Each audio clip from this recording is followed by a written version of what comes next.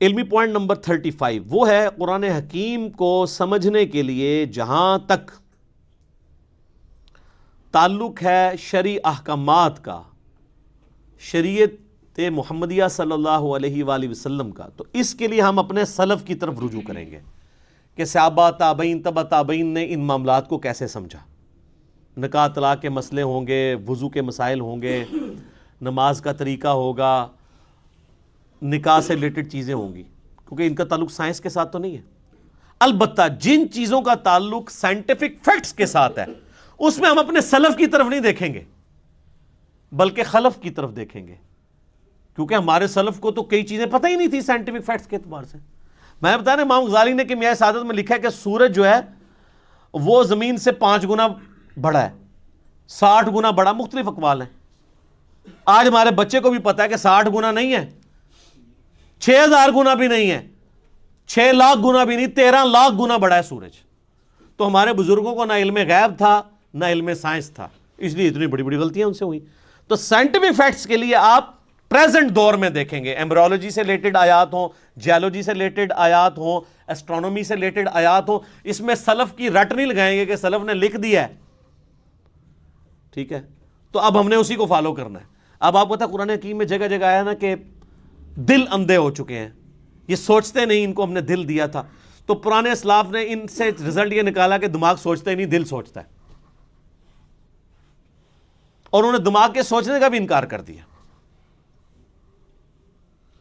وہ تو پھر آج ہمیں سائنس بتا رہی ہے کہ دل بھی سوچتا ہے، دماغ بھی سوچتا ہے۔ اس کے اوپر میرا کلپ ہے، انسٹرومنٹ آف انٹلیکٹ، وہ دماغ ہے یا دل، وہ آپ دیکھ لیں، دونوں سوچتے ہیں۔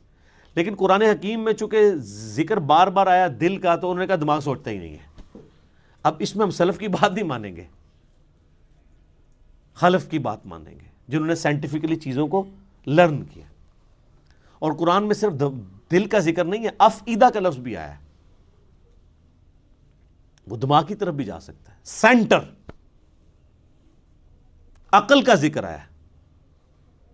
اب وہ عقل کے لیے ضروری نہیں کہ وہ دل ہی ہو، دل بھی سوچتا ہے۔ یہ بھی علیحدہ بات ہے کہ یہ بھی اب ریسنٹ ڈسکوری ہے، یوٹیوب پہ اس کے حوالے سے ویڈیوز بھی موجود ہیں۔ پہلے لوگ دل کے سوچنے کو نہیں مانتے تھے۔ چونکہ قرآن لٹریچر کی بک ہے، اس لیے قرآن دل کا ذکر ڈومینیٹ کرتی ہے۔ ایک سائنٹسٹ ہے جس کو پتا ہے کہ دماغ سوچتا ہے، وہ کبھی نہیں کہے گا کہ آج میرا دماغ کر رہا ہے کہ میں بریانی کھاؤں، وہ بھی کہے گا میرا دل کر رہا ہے آج بریانی کھاؤں، کیونکہ لٹریچر کی زبان میں دل کا لفظ ہی بولا جاتا ہے۔ تو قرآن حکیم کا سٹائل لٹریچر کا سٹائل ہے، تو اس لیے اس چیز کو آپ نے ذہن میں رکھنا ہے، ادروائز آپ کے لیے مصیبت کھڑی ہو جائے گی کہ آپ نے ان احکامات کے اعتبار سے جو ہے وہ سلف کی طرف دیکھنا ہے اور سائنٹیفک فیکٹس کے اعتبار سے خلف کی طرف دیکھنا ہے۔ اور اس میں یہ بھی یاد رکھیے گا کہ قرآن حکیم میں کامیابی انہی لوگوں کے لیے ہے کہ قرآن پہ عمل بھی کریں۔ یہ سلف خلف کی بحث میں خالی نہ وہ پڑھے رہیں کہ جی اس آیت کی تشریح یہ ہے، اس کی یہ ہے، اور لوگ یہ وہی چیز ہے جسے میں علمی شہوت کہتا ہوں۔ یہ علمی شہوت ہے، صرف اس پہ عمل بھی کرنا ہے۔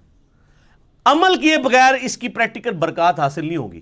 صحیح مسلم میں حدیث ہے نا، حضرت عمر کہتے ہیں کہ نبی علیہ السلام فرمایا اللہ تعالیٰ اس کتاب کی وجہ سے قوموں کو عروج دے گا اور قوموں کو زوال بھی دے گا۔ عروج دیا ہے صحابہ کرام کو، کہاں ان بدوؤں کو اٹھا کے دنیا کا امام بنا دیا، اور وہ رومن اور پرشین امپائر جو ہزاروں سال سے استحصال کر رہی تھی انسانیت کا، اکھاڑ کے رکھتی ہیں ود ان 17 ایئرس۔ یعنی مسلمانوں کی اگر آپ گراف جو اوپر جانا شروع ہے وہ تو 2 ہجری کے بعد ہے۔ 2 ہجری میں غزوہ بدر ہے، 3 میں غزوہ احد ہے، 5 میں غزوہ خندق ہے، 6 میں صلح حدیبیہ ہے، 7 میں غزوہ خیبر ہے، 8 میں فتح مکہ ہے، اور 8 ہی میں غزوہ حنین ہے، مشرکین عرب کے خلاف آخری جنگ۔ 9 میں غزوہ تبوک ہے، رومن امپائر بھی بھاگ گئی نبی علیہ السلام کے رعب کی وجہ سے، ورنہ یرموک وہیں پہ ہو جانی تھی۔ اور اس کے بعد اگلے 3-4 سالوں کے اندر یرموک کے اندر رومن امپائر جزیہ دینے پہ آمادہ ہوگی، جنگ بھی ہار گئی، اور قادسیہ میں اسی سال قادسیہ کے اندر پرشین امپائر ٹوٹ گئی، یہاں تک کہ پوری پرشین امپائر مسلمانوں کے پاس آ گئی۔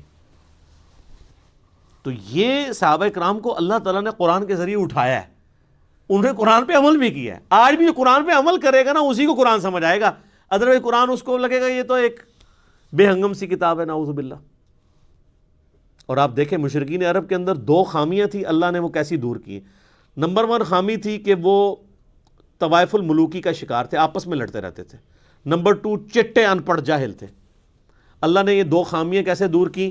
انہیں قرآن کے ذریعے ان کی زبان میں ہی ایسا علم دیا کہ یہودیوں اور عیسائی جو ان کو امی کہتے تھے، ان کی زبانیں بھی ان کے سامنے بند ہو گئیں۔ جنہوں نے سورۃ المائدہ، سورہ نساء پڑھ لی، ان کے سامنے کون پریسٹ بیٹھ سکتا ہے، ان کے ساتھ علمی ڈسکشن کر سکتا ہے؟ اور دوسری خامی جو طوائف الملوکی تھی، نبی صلی اللہ علیہ وآلہ وسلم کی شکل میں ان کو ایک ایسا لیڈر دیا کہ سارے عرب قبائل ان کے نیچے جمع ہوئے، پھر رومن پرشین امپائر انہوں نے الٹ ہی دینی تھی نا۔ اور ان 2 خامیوں کو دور کر کے اللہ نے ان کی 2 خوبیاں یوٹیلائز کر لی۔ ایک خوبی ان کے اندر یہ تھی کہ جب وہ کسی کو زبان دیتے تھے پھر گردن ہی کٹتی تھی۔ بیعت کا مطلب تھا کہ اب بس اس کے ساتھ بیعت کر لی، اب جو بھی یہ کہے گا ماننا ہے، چاہے جان بھی دینی پڑے۔ ابو جہل نے دی ہے نا، کفر کے لیے ہی دی ہے، لیکن زبان پہ قائم رہا ہے، اس کے ماننے والے بھی قائم رہے۔ یہ تو یہودی تھے جو کمزور ایمان والے تھے نا، ان کو پھر اللہ نے اٹھایا بھی تو نہیں، 10 یہودی بھی مسلمان نہیں ہوئے۔ اوس اور خزرج نے اسلام قبول کیا ہے نا، عربیوں نے، چٹے ان پڑھوں نے۔ تو اللہ نے ان کی یہ جو خوبی تھی، اور دوسرا یہ عرب کے لوگ ٹف ماحول کے عادی تھے۔ رومن اور پرشین امپائر تو اپنے آپ کو سپر پاور کنکلوڈ کر چکے تھے، انہوں نے سوچے نہیں تھا ہمیں کوئی چیلنج بھی کر سکتا ہے۔ اور یہ عربی روکھی سوکھی کھا کے بھی، کئی دن فاقے کر کے بھی، اونٹوں پہ ریگستانی سفر کر کے بھی، یہ تو عادی تھے ہارٹ آف ماحول کے۔ ان کی تو کوئی چیز بھی اسٹیک پہ نہیں لگی تھی، نہ ان کے پاس محلات تھے، یہ تو کہیں پہ بھی سو جایا کرتے تھے، ٹھیک ہے، خود بھی پتے کھا کے گزارا کر لیتے تھے۔ تو ایسے لوگ جن کے لیے دنیا میں کوئی لگژریس لائف نہیں تھی، یہ ان کی بہت بڑی خوبی تھی۔ تو یہ جب ٹکرائے ہیں تو انہی کا اسلحہ ان سے چھین کے ان کو الٹ کے رکھ دیا انہوں نے۔ اور پھر ایسی داغ بیٹھی ہے کہ وہ جو شروع کی محنت ہے 1000 سال تک پھر سر دنیا پہ حکمرانی کی ہے نا مسلمانوں نے، سپر پاور رہے ہیں۔ آج کہتے ہیں جی جناب وہ ہم حکمران تھے، پھر کیا ہو گیا؟ تو جو تھے وہ زمانے میں معزز تھے مسلمان ہو کر، اور تم خار ہوئے تارک قرآن ہو کر۔ یہ مسلم کی حدیث کا ترجمہ کیا ہے ڈاکٹر اقبال نے جواب شکوہ میں، جو صحیح مسلم میں حدیث ہے، اللہ تعالیٰ اس کتاب کی وجہ سے قوموں کو عروج دے گا اور اس کتاب کی وجہ سے قوموں کو زوال دے گا، اسی کو ٹرانسلیٹ کیا ہے۔ تو یہ بات یاد رکھو، مجھے ڈاکٹر سرار صاحب کی بات بار بار یاد آتی ہے، انہوں نے تعارف قرآن میں بھی یہ بات کی تھی کہ جو قرآن کی اس دعوت کے اوپر عمل نہیں کرے گا نا، اسے کبھی بھی قرآن کا اتار چڑھاؤ، قرآن کا مزاج سمجھ نہیں آئے گا، کیونکہ آپ ان کیفیتوں سے گزریں گے ہی نہیں۔ قرآن والی کیفیتوں سے آپ کب گزریں گے؟ جب آپ معاشرے سے ٹکرائیں گے۔ قرآن کہہ رہا ہے یہ کرو، معاشرہ کہہ رہا ہے یہ کرو، تو آپ کو معاشرے کی تیکھی باتیں سننی پڑیں گی، اس کی وجہ سے آپ کی تطہیر ہوگی، اللہ کے لیے آپ کو صبر کرنا پڑے گا۔ ہو سکتا ہے کبھی کبھار گالیاں کھانی پڑیں اور کبھی تک مار تک بھی نوبت آ جائے۔ جب تک یہ نوبت نہیں آئے گی تو وتواصوا بالحق اور وتواصوا بالصبر کیسے آپ کو سمجھ آئے گا؟ میٹھی میٹھی باتیں کرنے سے، میلاد کانفرنسز کرنے سے، محرم کی شیرنی بانٹنے سے، محفل میلاد کرنے سے، محفل قرآن کرنے سے، تلاوت کے محفل قرات کروانے سے اور نعتیہ مقابلے کروانے سے تو کوئی فرق نہیں پڑتا۔ فرق تو اس وقت پڑے گا جب آپ سود کے خلاف بولیں گے، فرق تو اس وقت پڑے گا جب آپ جو ہے ناچ گانے کے خلاف بولیں گے، بے پردگی کے خلاف بولیں گے، بے حیائی کے خلاف بولیں گے، اور آپ یہ کہیں گے کہ بابوں کا دین اور ہے اور کتابوں کا دین اور ہے۔ کتابیں تو یہ بتا رہی تھی، ہمارے بزرگ ہمیں کیا بتا کے گئے ہیں، ہر چیز ہی غلط نکلی ہے۔ آج لوگوں کی داڑھیاں سفید ہو گئی ہیں، وہ کہتے ہیں او یار پوری زندگی کہاں گزار دی، اب پتہ چلا دین یہ تھا۔ یہ ہمیں کیا لوگ دین سکھاتے رہے ہمارے بزرگ بابے؟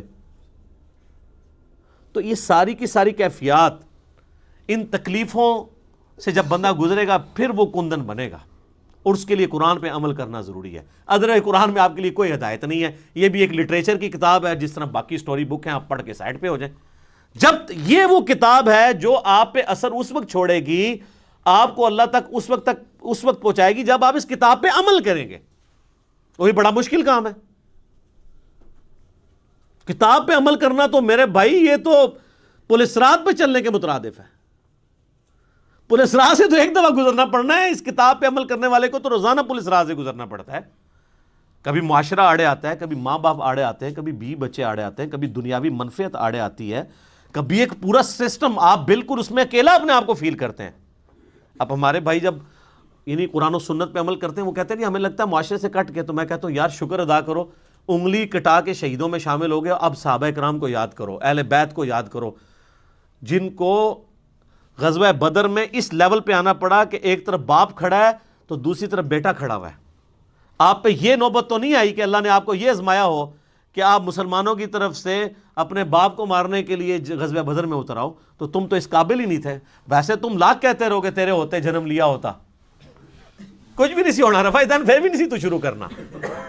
ٹھیک ہے، تیرے ہوتے جنم لیا ہوتا، لازم کہتے رہو، آپ کوئی فرق نہیں پڑتا. سر وہ بڑا مشکل وقت تھا، بڑی تکلیف دہ چیزیں تھیں اس کے اندر.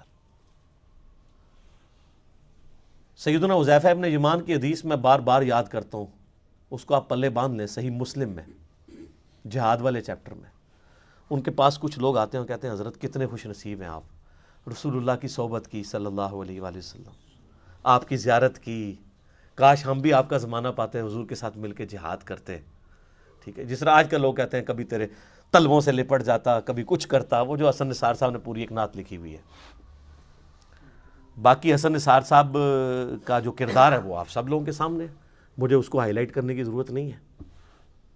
وہ جو نعت لکھ رہے ہیں وہ ان کے اپنے اوپر نظر آ رہی ہے، وہ خود فیصلہ کر لیں.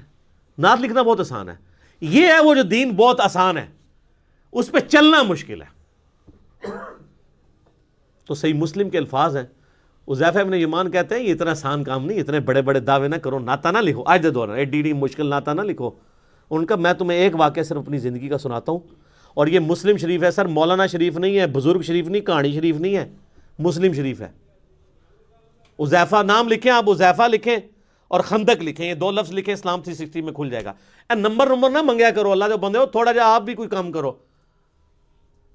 5ویں کلاس کے بچے کو اسلام 360 دے دینا، 5 منٹ بعد میں اس کو کہوں گا وہ حدیث ڈھونڈ دے گا. ایڈے وڈے ٹگے نہیں، آپ یونیک لفظ لکھیں. میں بول رہا ہوں حذیفہ ابن یمان غزوہ خندق کا موقع، آپ حذیفہ لکھیں، خندق لکھیں، تو اسلام 360 حافظہ اللہ تعالی آپ کو حدیث کھول دے گا. مسلم شریف سلیکٹ کر لیں، مسلم شریف بھی نہ سلیکٹ کریں، حدیث کی کتابیں کریں، وہ خود ہی بتائے گا یہ حدیث کہاں پہ ہے. چلو، تو حذیفہ ابن یمان کہتے ہیں رضی اللہ تعالیٰ عنہ، نبی علیہ السلام نے ایک سخت سردیوں کی رات میں، جب کہ آپ کو پتہ ہے غزوہ احزاب کے موقع پہ کتنا مشکل وقت تھا، خندق کھودی ہوئی ہے، اس طرف کافر بیٹھے ہیں، اس طرف مسلمان بیٹھے ہوئے ہیں، سخت سردی ہے، بڑا ٹف ماحول ہے. نبی علیہ السلام نے کہا کون ہے جو اٹھے اور جا کے کافروں کی جاسوسی کرے اور جنت میں اپنے نبی کا پڑوس حاصل کر لے. ہائے ہائے ہائے ہائے، یہ سارے نعتوں والے کہتے ہیں میکڑو ہو جڑا سی انج کر کے. یہ کہنا آسان ہے، غلامی رسول میں جو داڑھی نہیں رکھ رہا اس کو موت کہاں سے قبول ہونی ہے.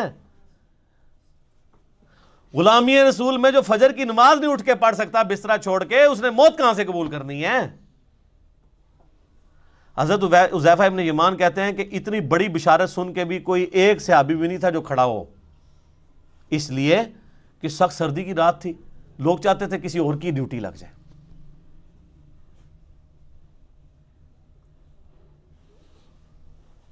اب کیا ہوا، نبی علیہ السلام نے دوسری دفعہ فرمایا کون ہے جو رات کے وقت جا کے کافروں کی جاسوسی کرے اور جنت میں اپنے نبی کا پڑوس حاصل کر لے.